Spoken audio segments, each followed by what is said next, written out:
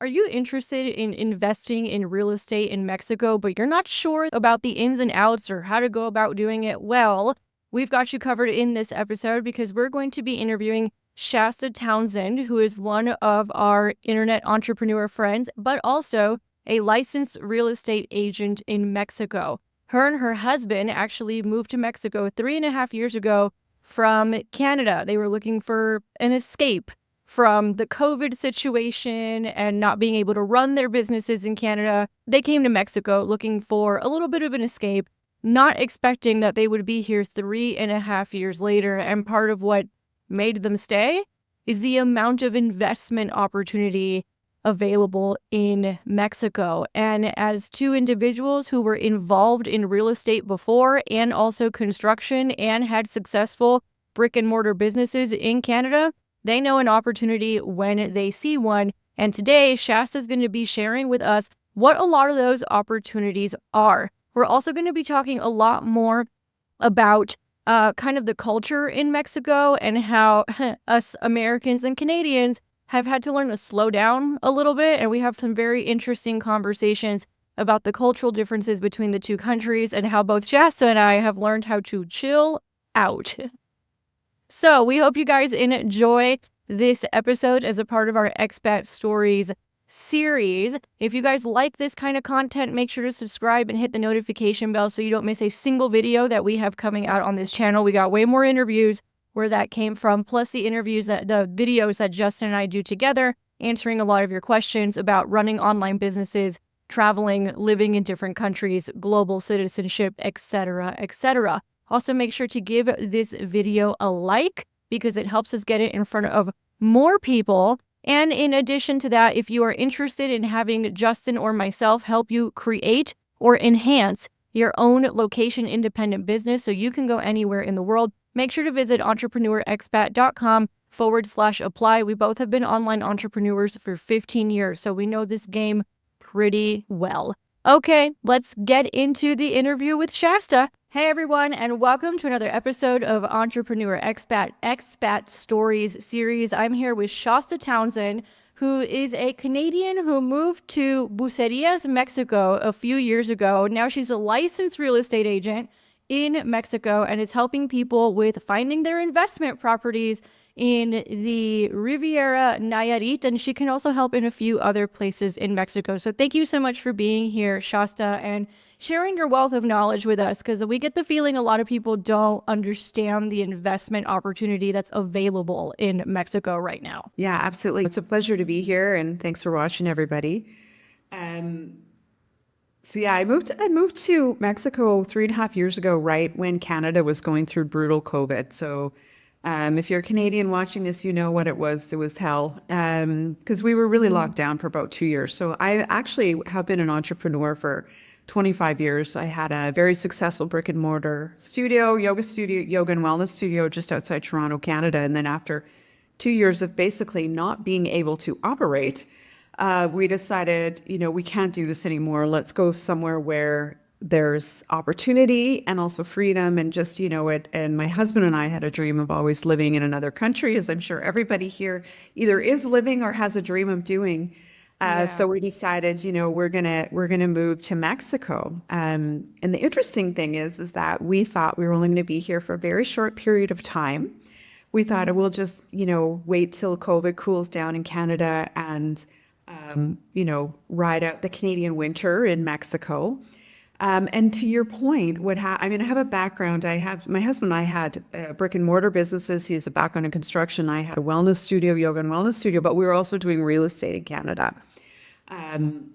When I moved to Mexico, and you and I have talked about this, Amanda, I was like, whoa, the opportunity in Mexico for real estate investment, entrepreneurs, I was like, whoa, this is untapped from my perspective. Yeah. I knew there was lots going on in Mexico because I had visited here before, but I didn't realize how much. So our 6 months has turned into 3.5 years. We're still here because not only is it an amazing lifestyle, but it is amazing opportunities as well, which, I'm happy to dive into. So it's just, a little bit about my background and, I love the expat life. I know you do too. Like it's just, all those, that sense of adventure and freedom and opportunity and meeting new people and expanding who you are has been really, really powerful. So, Yeah, I actually did a post yesterday. Well, I was trying to do a post, but Facebook went down, so I couldn't publish it. And I wanted to bring it up with you because I wrote it from an American perspective, but I'm willing to bet a lot of Canadians also relate to a lot of the things that I said. And it was like 11 things I don't have to worry about anymore since moving to Mexico. The obviously American one, healthcare. I don't have to worry about going bankrupt over healthcare. I know it's a little bit different in Canada. You guys have a different system, so maybe you guys aren't as concerned about that as the Americans are. But other things was like taxes. I literally slashed my tax bill with the mhm. foreign earned income exclusion, and Mexico's not too concerned with taxing temporary residents on their foreign income. So it's a good tax deal.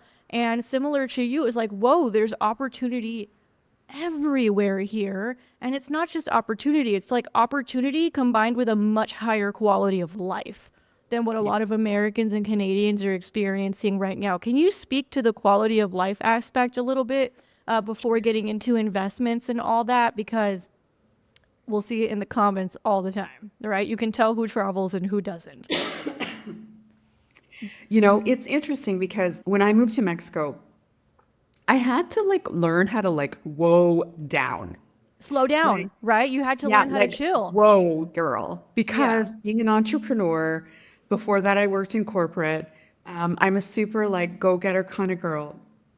And efficiency and all those things that from a US and Canadian perspective are like just normal natural values for us.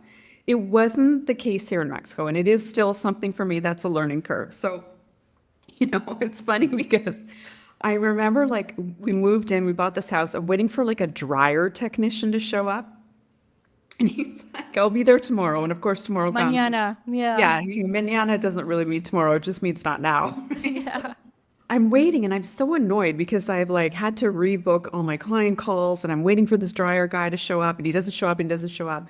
And I can feel like my anxiety building. And I had to be like, all of a sudden I was like, Shasta, seriously, seriously, you live in paradise. You just bought an amazing home for an amazing price. And your biggest problem right now is you're waiting for the dryer technician to show up to hook up your dryer.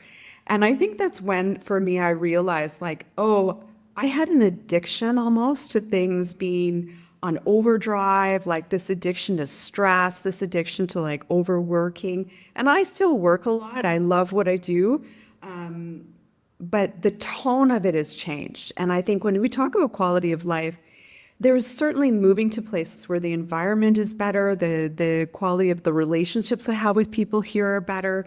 I have a massive social calendar that I didn't have in Canada.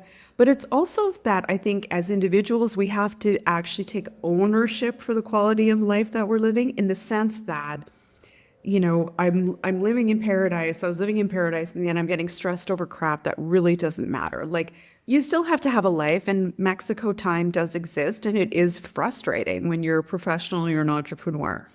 But that idea of quality of life is when you move to a place, you also have to really let yourself move to the place, and that's what I realized. The level of, again, like I said, social opportunities, walking along the beach, all of those things, they're all available.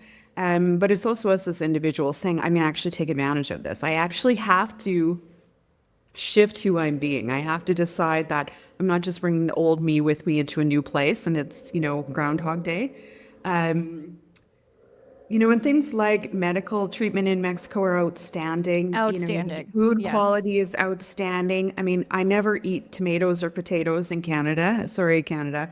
But I moved to Mexico and I was like, holy crap, what are they doing? Why do these things taste so much better? The fruit is Quality next of meat. level. The Yeah, fruit in it's Mexico is interesting. next level. When we have people visit us, the first thing they notice is how delicious the fruit is when they start eating it. I'm like, yep, I am not looking forward to going back to the US in the holidays and eating the food in the US. Yeah, yeah, it's and things like that my husband and I lived really clean. We were living rurally. We source all our own food locally. But even moving here, I'm like, wow, this is just a different level. It is a And it doesn't cost um, as much. to live more No, and it healthy here. doesn't. Yeah. Yeah, absolutely. It's funny that you bring that up because the same thing happened to me specifically. Justin's been in and out of the US for 10 years. But to me specifically, what you just said happened. And that was, and I think I've said this story on the channel before, but a few years ago, I was doing like the American hamster wheel dream thing. And I was on my way to having a 7-figure, sales and marketing training company. And I was going through some serious family health issue stuff at the exact same time. And instead of doing what normal people do, right? Or people in other countries do, which is like, hey, maybe you should chill right now and just like cool it. I did the American mindset thing, which was like, push through, you're a machine, let's go, until I collapsed, basically. And pretty much lost everything and had like a super dark night of the soul crisis moment where I'm like, wait a minute, this whole system's bullshit, basically. So that began my journey in terms of we need to talk about not just higher quality of life, but sustainability in life. And right now, the way that work and productivity and business and entrepreneurship is set up in the United States, and from what I hear, it's not too different in Canada from our Canadian clients, it's just not even sustainable for a human to be doing that. And what I have found in countries like Mexico or Spain, Latin America, Eastern Europe, Southeast Asia, similar vibe, there is that more of a, like your whole life is not your job or how much money you make. You just said it, you have a very full social calendar here in Mexico because it's very easy to be social in Mexico. It's not as easy in the US and Canada because they value that.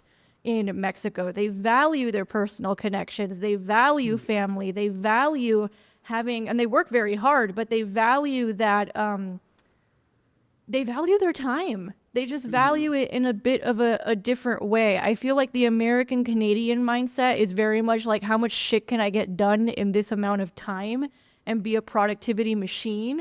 And in other places in the world and in other cultures, it's like, how do I really enjoy the time that I have and enjoy the people that are in my life? And to your point, when you're moving from the American, and I'm Latina, so I like grew up in like this weird both worlds kind of a thing, right? Where like I understood it, but then like actually living in it in Latin America was like a whole different story, even though I knew it. And the other day, even the way that I teach business consulting has completely shifted and changed. Because, for example, yesterday I was talking to a lot of our effortless mastermind clients, and it's December. A lot of businesses slow down in December while others ramp up, depending on what kind of an industry you're in. We're in a business where it slows down, which is fine because that's when we do our traveling for the holidays and we plan for that. And I was finding myself teaching them just something that I wouldn't have said 4 or 5 years ago, which was, hey guys, we're human and we all go through seasons. And businesses go through seasons and cycles, and you have to honor those seasons and cycles and adjust accordingly. We're not machines. And they were like, whoa, because they're all American and Canadian at this point. And that is something that we tend to forget, but that other countries understand. And so it's interesting that you bring that up because Justin and I were stressed out about something the other day, and I'm like, wait a minute, do we actually need to be stressed, or is this like our American mindset making us stressed when in reality there's no need to be stressed right now? Right. And Yeah, that's great observation. and I was like, I think our American mindset is fucking us right now because we want to push and control and manipulate and produce and do all of these things when in reality that's just not the season right now, and that's okay. Yeah. Well, I mean, I think it's interesting because we're coming into Christmas, right? Navidad in Yeah. Mexico, and literally this Friday. So we're recording this on a Wednesday. No, Thursday, Thursday. excuse Yeah. me. Tomorrow, um, you know, offices in Mexico shut down, and they shut down for over 3 weeks. Like they're Yeah. serious about their holidays, and I have And today's clients a who say huge how holiday. Today's it's a Our Lady of Guadalupe. Huge holiday today. huge. Yeah. I mean, and I feel like every month I'm like, oh, there's a holiday again. Oh, there's a holiday again, which is, Yeah. it's just, it shows the mindset. And yet, Mexico is on its way to being one of the like top, dozen economies in the world. And so you have this economy that's ticking along, it's booming. And yet, hundreds of millions of people are taking basically a 3-week holiday. Hundreds of millions of people do not work on Saturday and Sunday, do not even call them, do not message them, do not send them a It's WhatsApp. They're family with their time. It's family, sacred. right? Yeah, it's It's sacred. very protective. And one of the things that I learned too, because I do real estate and relocation here in Mexico, and I'd be working with, Mexican nationals, and I'd be like, okay, here we go. And they're like, no, no, no, we need to have like a 15-minute conversation about like your family and your social life and what you did over the weekend. And I was like, wow, this is so interesting, that level of connection, which of course, I value as a human, but as an entrepreneur and business person, I was always like, can we just get this shit done and move on? And this shift of realizing that there's many ways to create a successful business. There is, as you said, and what our conversations about is this, American model of like a hard driving, get shit done, which I'm very familiar and very comfortable with. But then there's also this sort of like heart space of like, well, actually you can accomplish a lot in your business simply through connection and slowing down and honoring people and honoring the seasons. And, I think it's a very holistic way of looking at things. And so, It's a lot I more value these sustainable. lessons.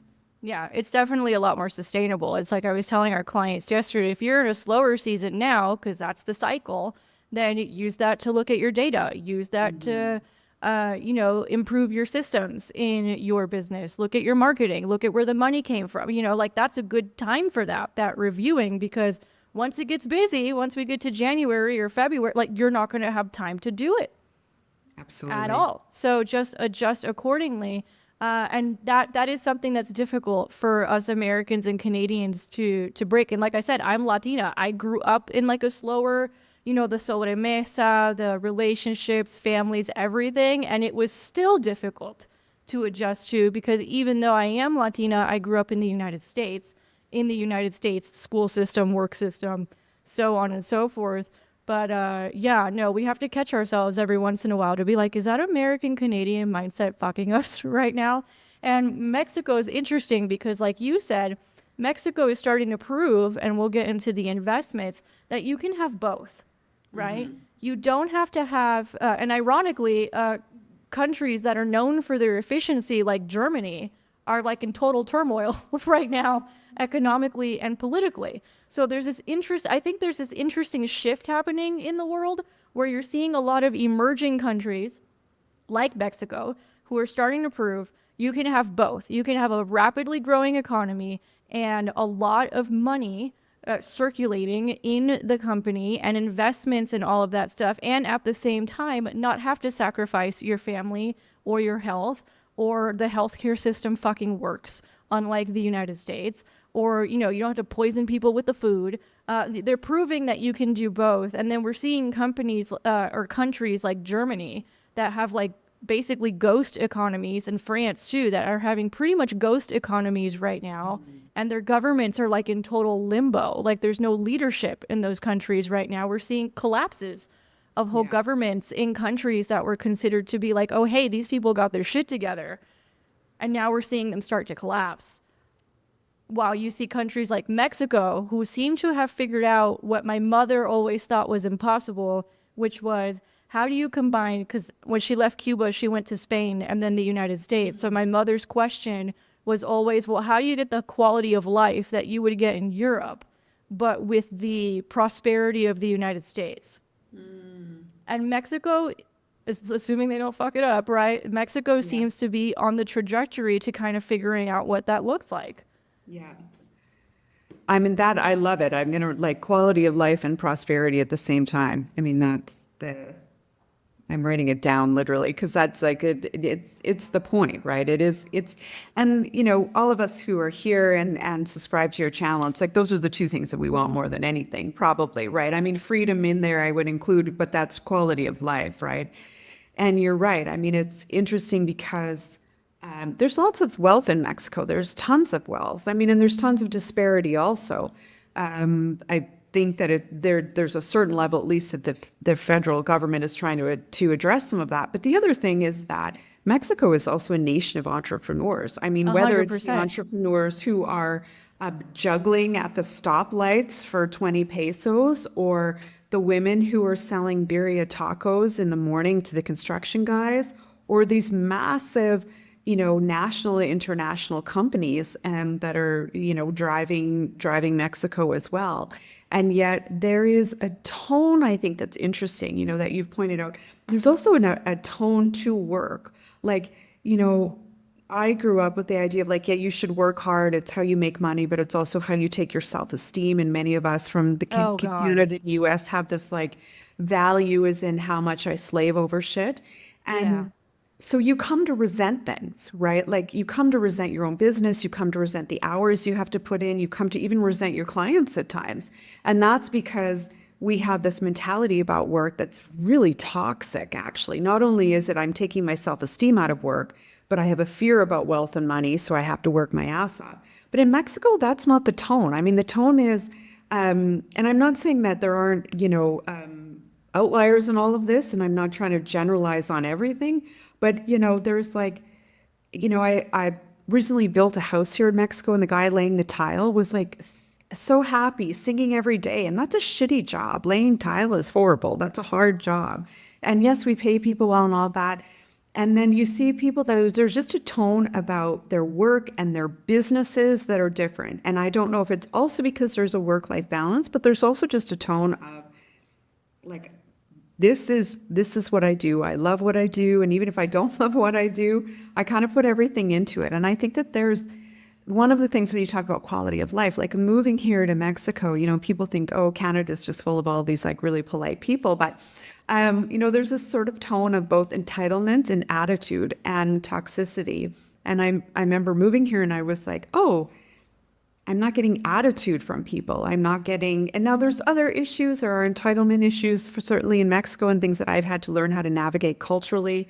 But it is a very different country, and it is, like you said, I think there's a sort of magical combination that's happening right now in terms of lifestyle and also prosperity. And,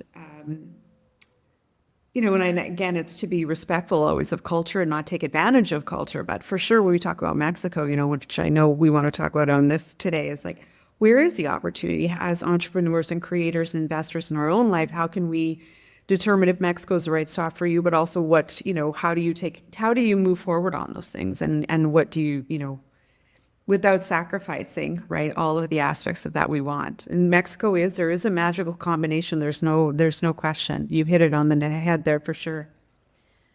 So let's talk about that. Let's talk about whether or not someone can determine whether or not. Well, first of all, let's talk about the investment climate in Mexico. And I told you this, but I don't think I've said this to the audience, which is I was watching a woman from Spain. She's from Barcelona and she's in real estate. And she does real estate developments in Mexico, the United States, and now she's moving into Spain and Dominican Republic. She doesn't have data on Dominican Republic yet because that's a newer thing.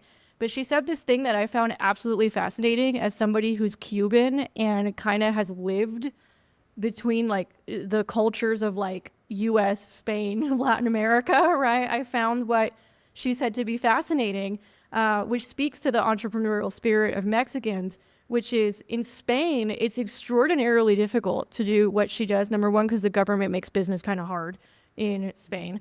There's a lot more regulation and things like that. And also because although you can get lending in Spain, since 2008, the Spaniards are more risk averse to getting lending. So it's just harder to make money in Spain as an entrepreneur, right? In the United States, in her line of work, which is real estate development, super easy to make money because everybody just finances it with debt. The problem is people get started a lot later in that real estate game in the United States, or you have to be at certain levels in the real estate game. And she said, in terms of making money and a country between the three and a country that is really echando pa'lante, which is they're working for it. They're working for their prosperity. They're pushing forward. They're really growing. She said Mexico. And she said, although it's difficult to get lending in Mexico, and you wouldn't want to get lending in Mexico anyway, because the math literally doesn't check out, right? To get like a loan with 9 to 12% on it and then get 5% returns on a vacation, it makes no sense, right? So you wouldn't want to do it financially. She said, although that's a problem, what's interesting in Mexico that I haven't seen in the other two countries is you'll see 22-year-old guys or people who've known each other for 20 years. They're still young and they're pooling together to go buy investment properties. and they're getting started faster and younger because they're all pooling together. She goes, I hardly ever see that in the United States, and I never see it in Spain.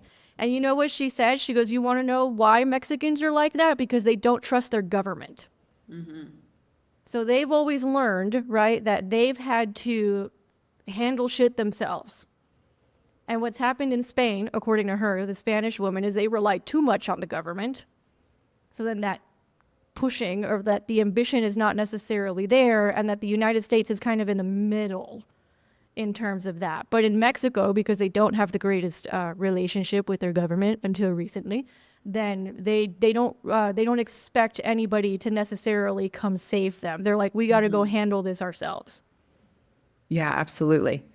Yeah, Mexico is, I mean, it's interesting. A friend of mine just visited from Canada, and she lives in Vancouver, where there's like significant drug addiction issues, and just, we have significant homeless issues in Canada. In the U.S. too. I mean, I told Justin I'm not going back to L.A. until they clean it.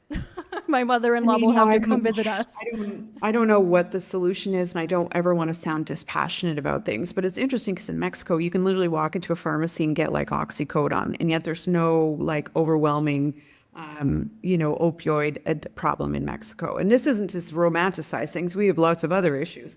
And there's also no homeless issue. I mean, you see a few homeless people. I was just in Mexico City. I think I saw 3 the whole time that I was there. And it's like, well, why is that? And you're absolutely right. And it's because there is an attitude of, I have to get my shit together. There's nobody coming to save me. Family is a huge resource. And friends are a huge resource, and there is a attitude of,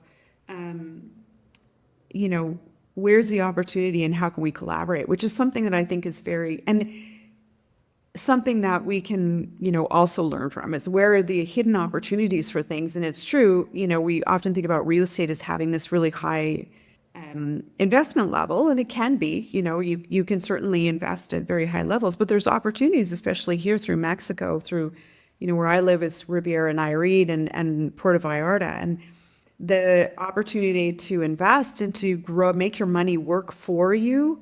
There's no Airbnb restrictions here. Mexico City now has some, but we don't see that coming here. And just the sort of tone of, I think a lot of us who've moved here, Canadians and Americans, we're looking for opportunity. We're looking to say, we want to have it all. How can we, grow our wealth, but also grow our life as well, grow ourselves. So there's no question there is a lot of opportunity, and it's not always the way you think about real estate coming out of the U.S. or Canada. There are innovative and flexible opportunities in Mexico for real estate too. That's the beauty of geo arbitrage, right? Which, Hormozy just did a video about this, where he's like, you want to 10x your income in the next year? Move. Like, literally just go somewhere else where it costs less. But part of the geo arbitrage was getting access to the same quality assets at a much lower price. What would you say to people who are like, oh, you guys moved to Mexico, so you're like sacrificing quality in terms of what you get access to? Because I'm like, you clearly have never been here. But what would you say to people who have that concern, who are like, okay, yeah, I might spend, 200 grand on a house, but it's not going to be as high quality as a house I'm going to get in the US or Canada. Or maybe it doesn't have, it doesn't have the long-term hedge that I can use in the US and Canada. What would you say to people where that's a concern? Well, one, if you don't know, and it's fine, because very few people are talking about it, in terms of the opportunities in Mexico. So one, if you're not paying attention to Mexico, like you're missing it, right? You're missing this massive market. Real estate, I'll answer your question, but I want to just preface this with a few things, is real estate in the area that I live in, which again is Riviera, Nayarit, Puerto Vallarta, is actually increasing in value 20 to 25% a year. I mean, you got to think about that. If I bought a house today for 100,000, literally a year, and you can't, I mean, unless you're in the barrio, like don't think you're going to come to Mexico and it's your Walmart here that you get everything for free or for cheap. Things are in less money, but I hate this attitude of people coming here thinking that, this is their third world Walmart, that they get to to live on nothing and treat people like shit. I mean, don't come if that's your attitude. But Agreed. it's just, Yeah, agreed. but think about the real estate side of it. If you invested 100,000, that investment literally went up 20 to 25% in a year. Like there's literally nothing in the world that's paying like that right now. I mean, yes, you can invest in the stock market, but the level of risk around that and the amount of knowledge you need to know is extraordinary. Whereas here, we're seeing these growths. So people will say, oh my gosh, the real estate market has gone up significantly. I should have bought 3 years ago. And I say, yeah, you should have bought 3 years ago, but you should also buy today because it's going to continue to go that way. The tourism rates, we have 365-day tourism because we have expats in the winter, but then we have Mexican nationals in the summer because they all want to come to the beach. So when people And think about, well, Europeans. how can I have short term, like cash flow in my life? And as an entrepreneur, it's something, for me, I was always like, I want two things. I want an asset that's accumulating in value really quickly in case anything did happen to my business, which it did. I had to actually shutter a 7-figure yoga studio. Unfortunately, I had a lot of real estate to lean on. And also, whether you like paydays, I like paydays personally, where I buy at a price and then sell at a much higher price, or you like cash flow. I mean, this is the area. So I think when people are evaluating things, they need to take in all of the metrics of what's available. And then the truth is, and you know this because you live here, like the quality of things in some ways are even higher here. Like there's things that it's higher quality. Like my husband and I actually build homes in Mexico. It's a completely different process of building homes in Mexico than it is in Canada. Anyways, where we use lumber in Mexico, you Concrete. use concrete and Yeah. and blocks, right? Like you're literally building a rock solid foundation. But things that, yeah, I mean, the kind of stone that's available here, the kind of fixtures, like Mexico is a very luxury market as well. And people think of it as this, again, this third world Walmart, and it's not. I mean, the amount of luxury brands and high quality services, high quality goods. I have a massage therapist that comes to my house. I have a We do woman too. that does Shout my out to Delia if pedicures. you're watching. But we do Like too. these are things like I would have never, that it just, people wouldn't even do it in Canada. Yeah. Never mind the price barrier. And I pay all my people really, really well here, but there's a sort of like service attitude and, like water is delivered to my door, like all of these things that are really sensational ways to live. The eye And so doctor's coming when we're done here. My eye doctor's coming to drop off glasses and contacts before my trip. like they're just extraordinary, right? Like I have a doctor in my friggin' WhatsApp. Like I've never had a doctor's personal phone number before. So all of those things where people say to me, they worry about that. I mean, I get asked about medical treatments all the time, medical care. Oh my God, am I like, and I say they're extraordinary. But all the other things, even international brands, the brands that you're used to having in Canada or Mexico, they're here. And then there's also great Mexican brands, Mexican products, great services. So when you combine that all together, you start to really think about like, oh, from a real estate perspective, I could see my money growing 20 to 25% a year. Plus, I could have cash flowing properties. And whether I'm going in on, an investor in something where I don't maybe own it outright, but I'm in a group of people investing, or I have asset, cash or liquidity that I want to put somewhere.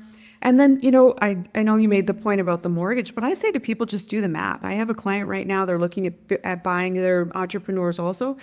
I mean, they're buying a higher end property, but when we did the math, them borrowing at 8% was the mortgage rate I got them, but they're making 100,000 a year clear in rentals. So it makes sense for them to do that right now. So I always say Yeah. to people, do the math, just figure out what you want to achieve, and there's tons of opportunity. But you have to go for it also, right? You have to say, I'm in, I'm going to do this. Let's talk about that, right? Because we've talked a lot about the opportunity that's available here, and Justin and I are saying the same thing. It's one of the reasons why we don't want to go back to the United States. We're like, holy shit, right? And I'd been to Mexico before.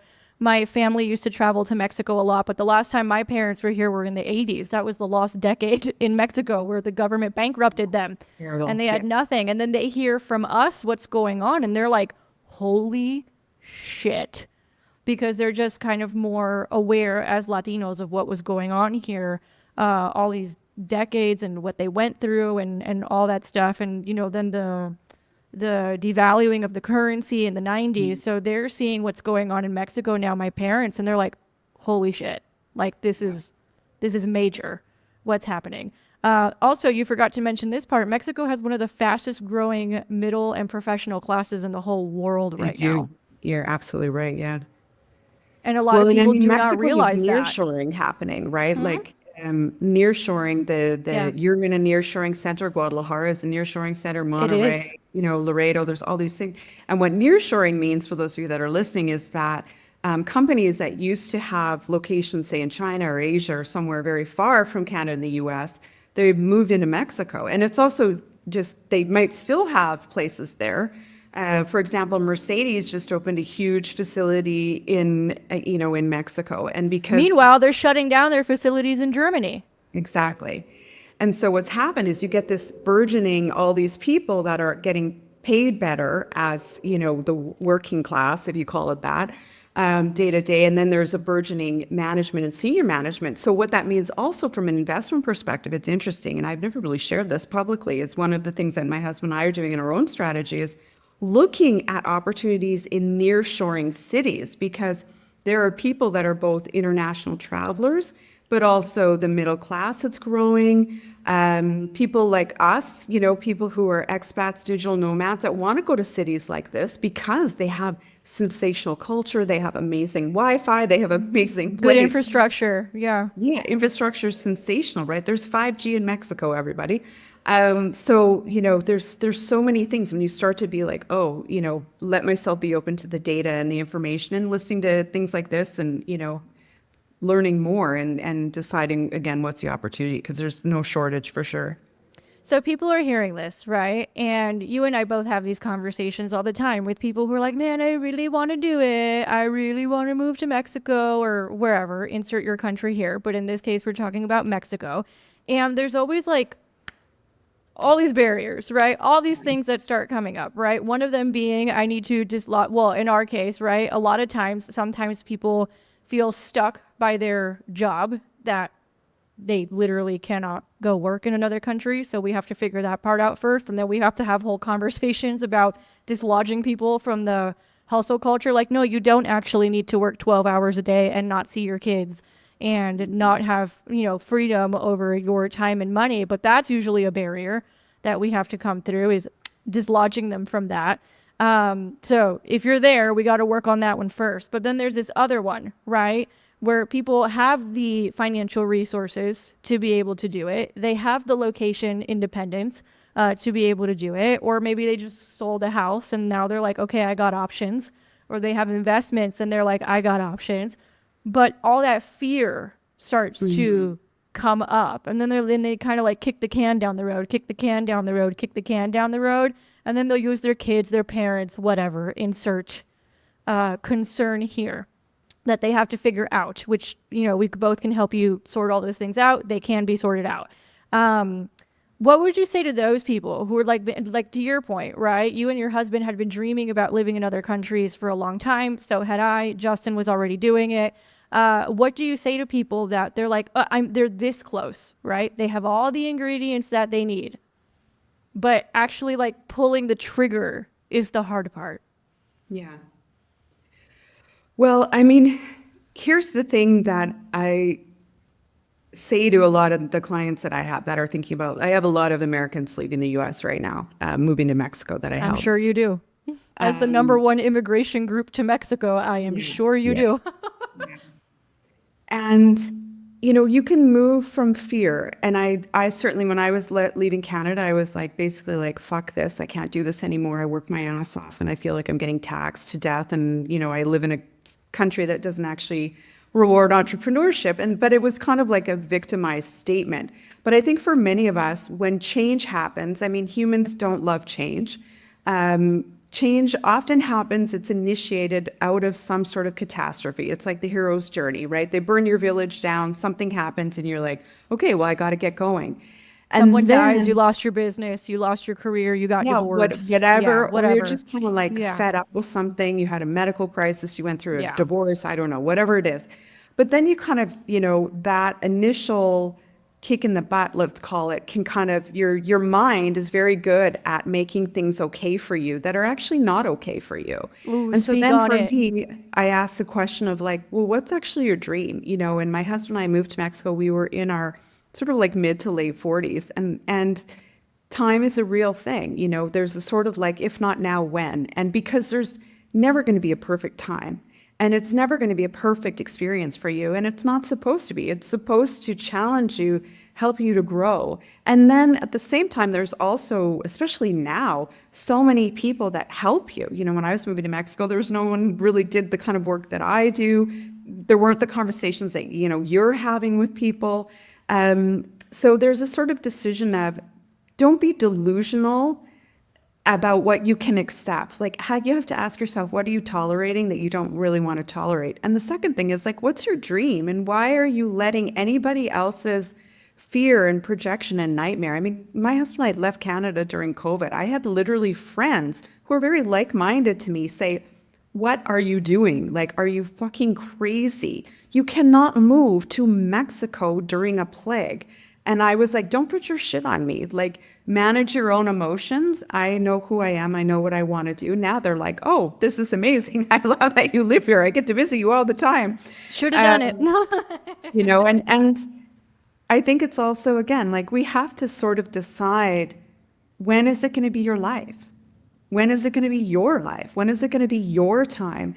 And it's going to be uncomfortable, but any dream that you have, there's going to be hurdles we have to move through along the way. You can decide to get help with those hurdles. But it's part of it. You know, it's what makes it sweet in some ways is like, I did those things. I'm I here. did I it. moved through that. Exactly.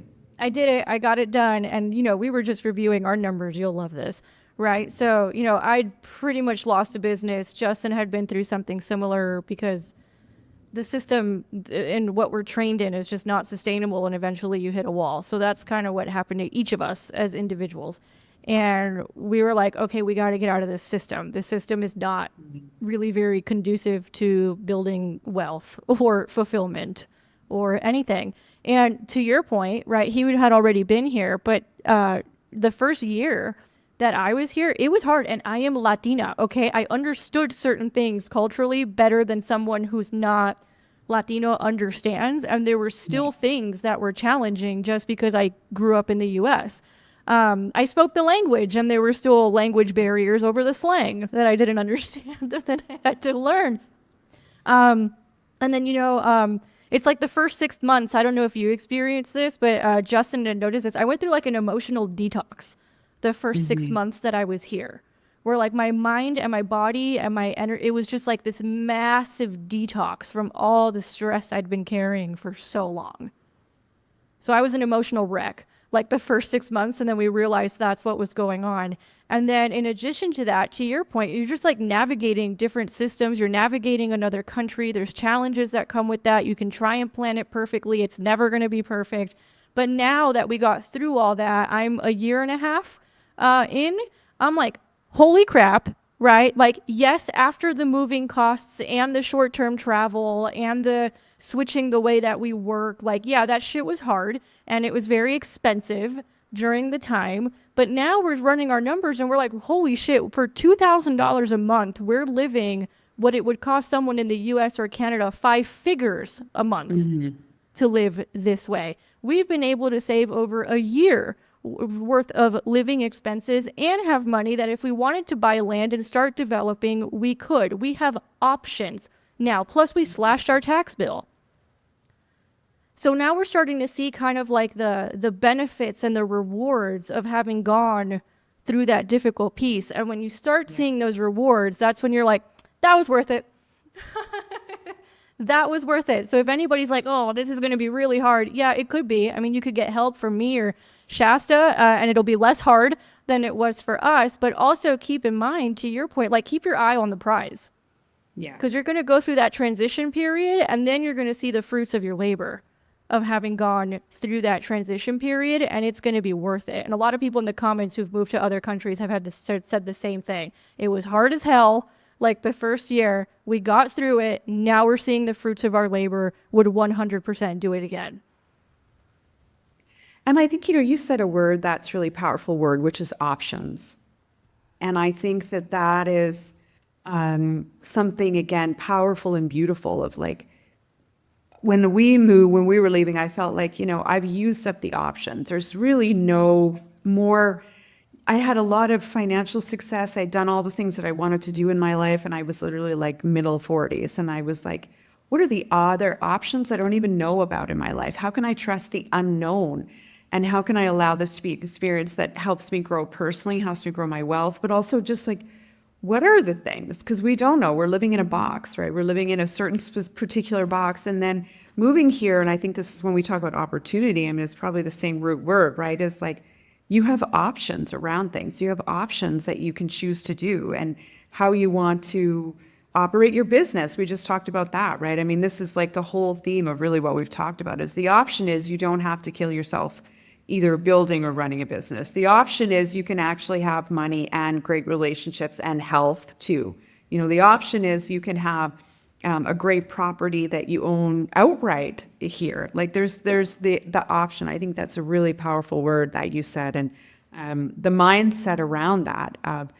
When we get locked into not making a move around something, it's usually because we're not letting ourselves see, oh my gosh, I can choose an option here. And the truth is, even if, I mean, people are so afraid of making the wrong decision, you just make another decision. If it's not the right place, move on. Like go somewhere else. Go No big somewhere deal. else.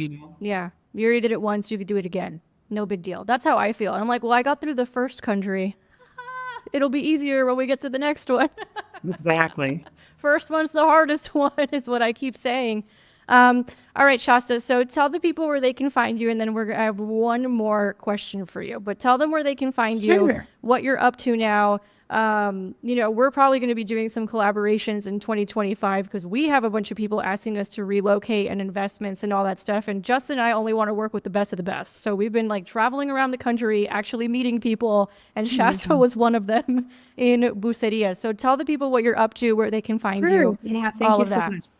So right now I'm in the process of building out a brand new website that has a lot of relocation information, investment, real estate information in Mexico. So it'll be live literally this week, and it is shastatownsend.com. Literally lots of great content. You can reach out to me also, if you're looking for real estate investments, relocation help. And I love to post around, really great data and information, but also a lot of like mindset and opportunity and lifestyle stuff, because this is a really kind of cool and, fun place to be. So shastatownsend.com. I'm also on Facebook, Instagram, and it's literally just my name, Shasta Townsend. So yeah. All right, Shasta, if you could leave the audience with one thing, and let me give you a breakdown of this audience so you understand them, right? About a quarter of them already live in another country. So they get it, right? They understand. They already did it, right? But they might be looking at investments and all that in Mexico or in other countries and things like that, right? The rest of them haven't quite bitten the bullet yet. They're still in that dream stage, right? And they're like, oh, I'd love to have a house in Mexico. I'd love to be able to, leave this soul-sucking job and be able to just go to Mexico and, build my farm or whatever, right? So that's kind of like the breakdown of the audience. They're mostly American, then Canadian, and then actually Mexican. We have a lot of Mexicans who watch this channel as well because they also want to make money and invest and all that stuff. So if you could only say one thing to the audience that you think, okay, this is the most important piece of information that these people need to know, what would that be? I think honestly, the most important information is there is always someone who'll help you. There is always support. We often, again, stay stuck because we think we have to do it all ourselves or we don't see the solution. There is always somebody. I always say that here, even when there's things like, I'm like, I don't know how this shit works in this country. I'm like, somebody does, and we can just find them and get them to help us. So know that you're not alone. There's always someone who can help you. That's really good. I think that's a good life lesson too. Like there's always somebody who can help. There's always somebody that you can ask, and there's no shame in asking. Absolutely. There's no shame in asking and getting help. And I would add this, there's also no shame in you investing to get help for yourself, because a lot of people struggle with that. Yeah, it's the best investment you can make in my mind. It's the one that you'll get the best returns every single time.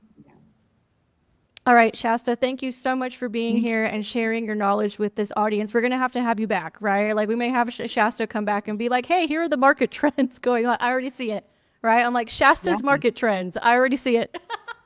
that'd be awesome. And I'm looking forward to collaborating in 2025. Everyone, thank you so much for watching. If you're listening to this on Apple, Spotify, all those things, leave us a review, leave us a star, do all of that. We love all the reviews that are coming in. And if you're watching this on YouTube, make sure to give it a thumbs up because it helps us with the algorithm gods. Shasta and I both have a shared mission where we're like, let's get as many people out of there as we can because they have options in Yeah. life, and Mexico is one of those options. So help us by giving a like because it'll help us get it in front of more people. Subscribe and hit the notification bell if you haven't done so already, and leave us a comment. What was the biggest takeaway for you in this interview? Leave us a comment below and let us know. If you're not on YouTube and you're listening on the podcast, you can do the same thing. Just shoot us a DM on Instagram, Entrepreneur Expat Official, letting us know what your biggest takeaway is, and we will catch you guys on the next one.